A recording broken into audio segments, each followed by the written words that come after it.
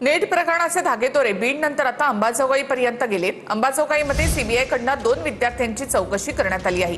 विद्यार्थ्यांचे मोबाईल आणि memory card देखील ताब्यात घेतल्याची माहिती आहे। अंबाजोगाईमधील दोन्ही विद्यार्थी लातूरमध्ये शिक्षण घेत होते। विद्यार्थ्यांनी पेपर घेतल्याचा संशय तपास यंत्रणेला आहे आणि याची चौकशी आता तपास यंत्रणेकडून केली जाते। चौकशीमधून आता नेमकं काय समोर येतं हे पाहणं महत्त्वाचं ठरेल।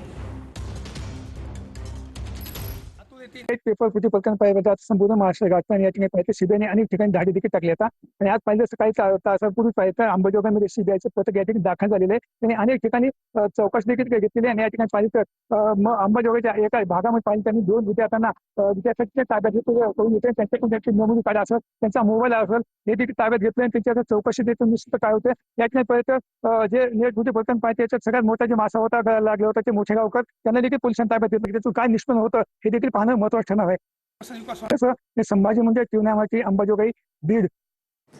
धनंजय लोखंडे याला पुण्याच्या सीबीआय कार्यालयामध्ये आता आणण्यात आलेला आहे। मनीषा वाघमारे, मनीषा मांढरे आणि धनंजय लोखंडे यांची आता समोरासमोर बसून चौकशी केली जाणार आहे। लोखंडे यांच्या संपर्कामध्ये मनीषा मांढरे आणि मनीषा वाघमारे आल्या होत्या। तिघांची सीबीआय अधिकारी आता कसून चौकशी करणार आहेत।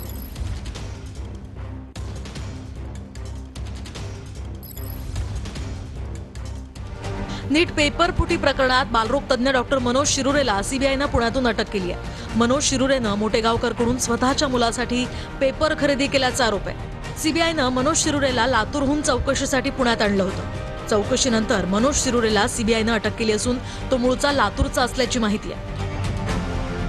तर नीटचा पेपर स्वतःच्या मुलासाठी खरेदी करणाऱ्या पहिल्या बालकाला सीबीआयकडून अटक करण्यात आली आहे। मनोज शिरुरे हे बालरोग तज्ञ असून पीव्ही कुलकर्णी आणि मोटेगावकरच्या संपर्कात होते। नीटची प्रश्नपत्रिका पुण्यातूनच राजस्थानपर्यंत पोहोचल्याचं सीबीआयच्या तपासात उघड झालंय।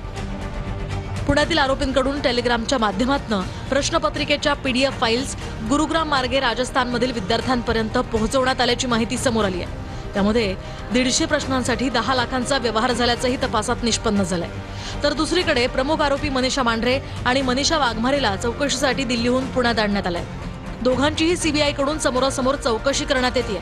मांढरे आणि वाघमारे पुण्यातील सुखसागर परिसरातील एकाच इमारतीमध्ये राहत असल्याची माहिती समोर आली आहे। तर पुण्यात विद्यार्थी आणि पालकांचीही चौकशी सीबीआयकडून करण्यात येते। तर तिकडे अंबाजोगाईमध्ये सुद्धा सीबीआयकडून 2 विद्यार्थ्यांची चौकशी करण्यात येते। विद्यार्थ्यांचे मोबाईल आणि मेमरी कार्ड हे देखील ताब्यात घेतल्याची माहिती असून विद्यार्थी लातूर या ठिकाणी शिक्षण घेत होते अशी माहिती आहे।